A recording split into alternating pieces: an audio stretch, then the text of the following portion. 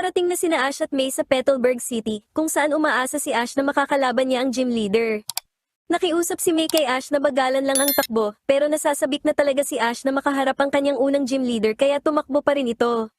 Pagdating sa bayan, ipinaliwanag ni Ash na kailangan niya ng 8 badge para makapasok sa Hoenn League at tinanong si May kung sasali rin ba ito, pero ngumiti lang ang dalaga ng may kaba.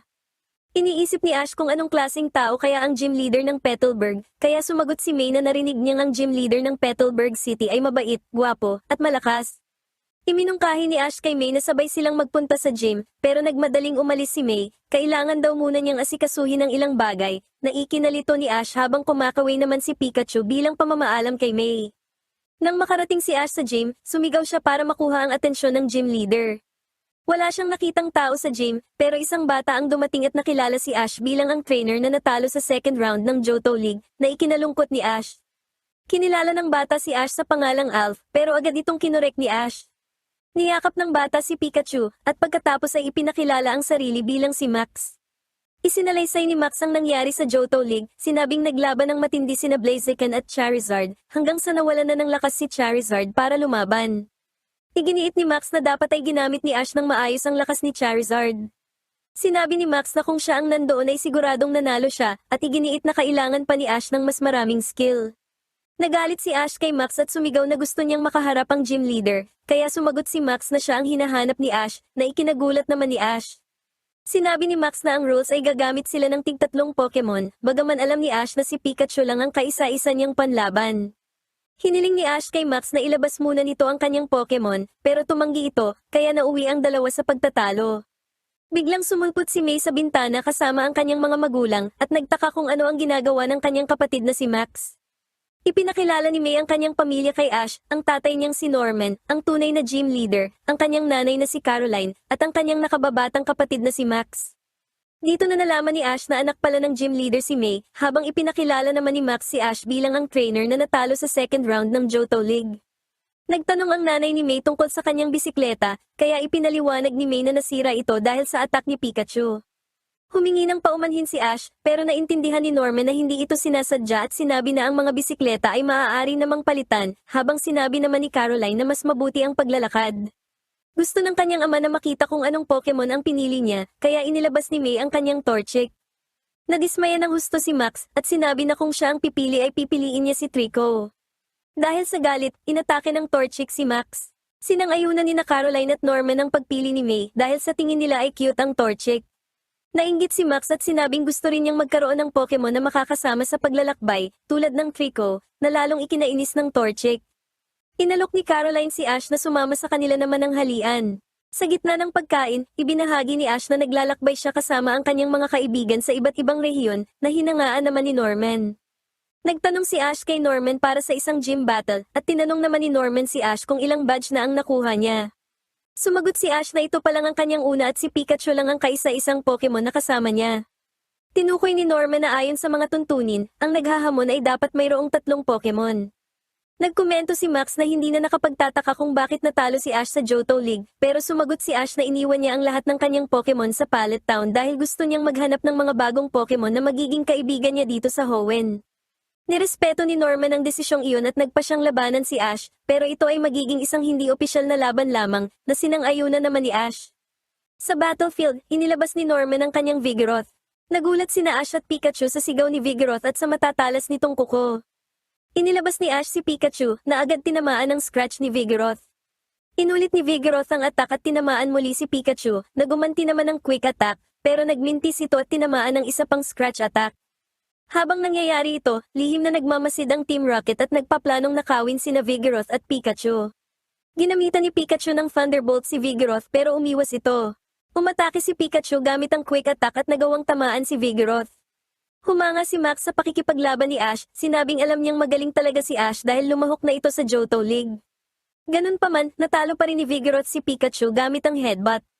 Agad na pinuntahan ni Ash si Pikachu, at nagkomentong talagang malakas na Pokemon si Vigoroth. Biglang sumulpot ang Team Rocket at binanggit ang kanilang motto. Napagkamalan ni Caroline na mga kaibigan ni May ang Team Rocket, na agad namang itinanggi ni May. Inilabas ni Jessie si Arbok, habang si James naman ang kanyang Weezing na gumamit ng smoke screen. Ginamitan ni Arbok ng headbutt si Pikachu habang sinubukan namang kalmutin ni Vigoroth si Weezing pero nagmintis ito. Inilabas ni May ang kanyang Torchic pero habang nag-iisip siya kung anong utos ang kanyang ibibigay, napatalsik na ni Arbok si Torchic. Gumamit si Pikachu ng Thunderbolt pero dahil sa usok sa paligid ay si Max ang natamaan niya na nagkomento pa na sa wakas ay nakita niya na ang Thunderbolt ni Pikachu sa personal. Tumakas ang Team Rocket pero kahit nakaligtas man sa pagnanakaw sina Vigoroth at Pikachu, napansin ni May na tinangay naman ng Team Rocket ang kanyang Torchic. Nalungkot si May pero nangako si Ash na babawiin nila si Torchic. Sa ibang lugar, isinuot ni Jessie ang kanyang rubber gloves para kunin si Pikachu na sa akala nila ay nanakaw nila. Gayunpaman, nagulat sila nang makitang ito ay isang Torchic na agad gumamit ng Ember kay James. Iminungkahi ni Meowth na maaari nilang gamitin ang Torchic bilang pain para makuha si Pikachu. Nagpasya sina Norman at Caroline na maghanap sa kabilang parte ng gubat habang sina Ash, May, at Max naman ay naghanap sa sarili nilang paraan. Sinubukan ni Max na hanapin ang mga bakas ng paa ng Team Rocket pero ipinaalala sa kanya ni May na tumakas ang mga ito gamit ang balon. Sinabi ni Max na maaari nilang gamitin si Ash para mahanap ang Team Rocket pero nainis si May at kinutongan si Max na naging sanhi ng pag-iyak nito. Eksakto namang bumalik sina Norman at Caroline dahil nahanap na nito ang balon. Nagmadaling tumakbo sina Max at May para iligtas si Torchic pero bago pa sila mabalaan ni Ash, nahulog na sila sa isang hukay. Tumakbo sina Norman at Caroline para iligtas ang kanilang mga anak pero nahulog din ito sa isa pang hukay. Ilalabas sana ni Ash si Bayleaf pero naalala niyang iniwan niya pala ito kasama ang iba pa niyang Pokemon sa lab ni Oak. Tinulungan ni Ash sina Max, Caroline, May, at Norman na makaalis sa hukay habang inatake naman ni Pikachu si Arbok para mapigilan ito sa pag-atake. Inilabas ni Norman si Vigoroth na gumamit ng scratch kina Arbok at Weezing. Pasimpleng lumapit si Max sa balon at kinuha ang hawla na kinalalagyan ni Torchic at ibinigay ito kay May. Pinuri ni May si Max at niyakap ang kanyang Torchic.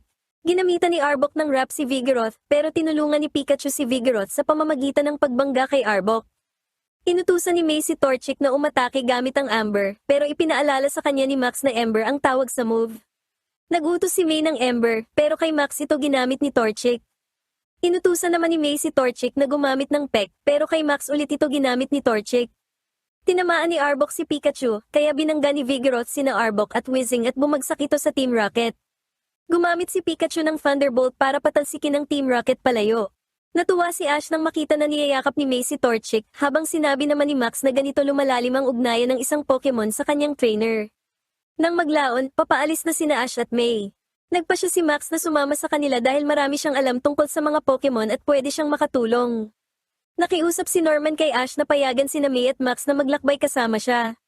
Pumayag si Ash at silang dalawa ni May ay binigyan ni Norman ng tig-isang badge case, habang si Max naman ay nakatanggap ng isang Pokemon Navigator, na kilala rin bilang Pokenav.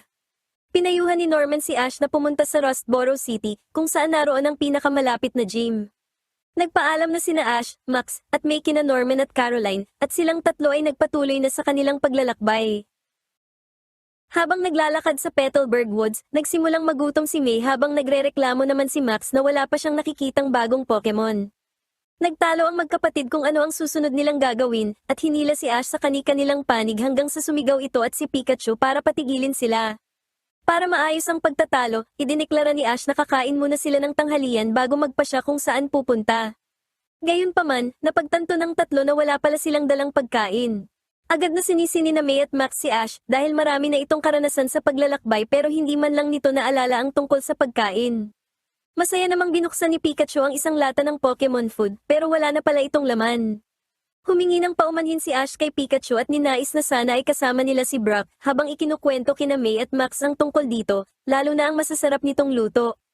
Sa kabilang banda, masayang nag-e-enjoy ang Team Rocket sa ilang sandwich at nagpaplanong puntiryahin ang mga bida habang nanghihina pa ang mga ito sa gutom.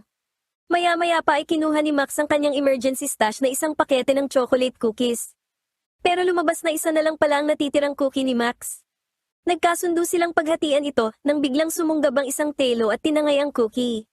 Hinabol nila ang magnanakaw, galit na galit si May dahil ninakaw ang kanilang pagkain habang excited naman si Max dahil nakahanap na rin siya ng Pokemon. Tumingin si Ash sa kanyang Pokédex at humanga siya sa tindi ng stamina ng telo ayon sa impormasyon nito. Dumapo ang telo sa isang puno at masayang kinain ng cookie na nagpaiyak naman kay May. Natuwa si Max na nagustuhan ni Telo ang pagkain, pero si May ay bumagsak na sa lupa dahil sa sobrang gutom. Napansin nila na marami palang bunga ang mga puno ng mansana sa paligid at sobrang natuwa. Inutusan ni Ash si Pikachu na kuryentehin ang ilang prutas para malaglag, pero kinuha rin ito ng mga telo. Biglang may lumitaw pang mas maraming telo at pinalibutan ito ang mga bida ng may galit na tingin. Nagtataka si Ash kung dahil ba ito sa nasa teritoryo sila ng mga telo. Inutusan ni Ash si Pikachu na gamitan ng mga ito ng Thunderbolt, bumagsak ang mga telo pero mabilis ding nakabawi. Ininda lang ng mga ito ang ikalawang Thunderbolt ni Pikachu. Nagmamasid sina Jessie, James, at Meowth mula sa mga halaman at humanga sila sa tibay ng mga telo. Iniisip nilang magiging madali na ang paghuli kay Pikachu kung ang mababangis na telo ay nasa panig nila. Sinabi ni May na sa tingin niya ay ang telo na nagnakaw ng kanilang cookie ang pinuno ng mga telo. Ininda lang ng telo ang atake ni Pikachu at pinangunahan ng iba sa isang malawakang pag-atake sa mga bida. Ganun pa man, may isang taong naglabas ng fortress na gumamit ng explosion. Ang taong sumagip sa kanila ay si Brock. Nagulat si Ash na makitang muli ang kanyang dating kasama sa paglalakbay. Ibinahagi ni Brock na maayos na ang lahat sa pewter gym, kaya nagpa siya siyang maglakbay sa rehiyon ng Hoenn. Ipinaliwanag niya na sinabi sa kanya ni Professor Birch na patungong Rustboro City si Ash kaya papunta siya doon. Natuwa si Ash nang malaman na sasama ulit si Brock sa kanya. Ipinakilala ni Ash si Brock kina May at Max at sinabi na isa ring gym leader si Brock sa Pewter City. Inalok ni Brock ng rice ball ang lahat pero nalaman niyang nanakaw ang mga ito mula sa kanyang backpack. Dahil sa nangyari ay nag-alok na lang siyang magluto ng stew. Sa di kalayuan, sinuhulan ng Team Rocket ang mga telo gamit ang mga ninakaw nilang rice ball mula kay Brock para gamitin ang mga ito sa paghuli kay Pikachu. Samantala, lumitaw ang telo na nagnakaw ng cookie para hamunin si Pikachu at masayang pumayag si Ash. Naglaban sila sa ibabaw ng isang sapa, pero ang telo, sa kabila ng pagtanggap ng ilang Thunderbolt at isang malakas na Thunder Attack, ay tumangging sumuko. Sinabihan ni Brock si Ash na tapusin na ang laban sa pamamagitan ng paghuli rito. Naghagis si Ash ng Pokeball para hulihin ang telo, at nahuli niya ito.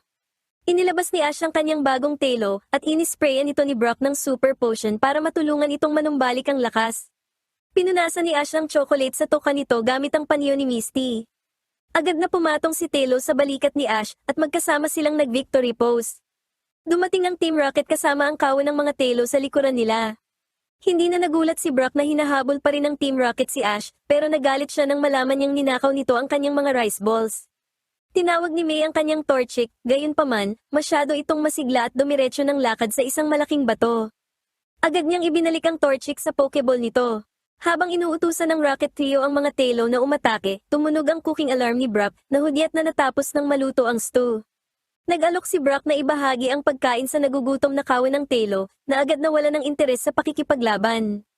Nagluksa ang Team Rocket sa pagkabigo ng kanilang plano pero hindi pa rin sila sumuko dahil iniisip nilang nanghihina pa rin si Pikachu sa sobrang gutom. Gayunpaman, tumalsik sila palayo habang ipinapaalam ni Ash sa kanila na nakakain na si Pikachu ng Pokemon food ni Brock. Pagkatapos nun ay masayang kumain ang lahat ng luto ni Brock. Maya-maya pa, lumipad na ang kawan ng mga telo matapos ma-enjoy ang stew at nagpaalam na sa mga ito ang telo ni Ash. Sinabi ni Ash na kailangan na rin nilang magpatuloy sa biyahe pero ipinaalala ni Brock na kailangan muna nilang maghugas ng mga pinagkainan.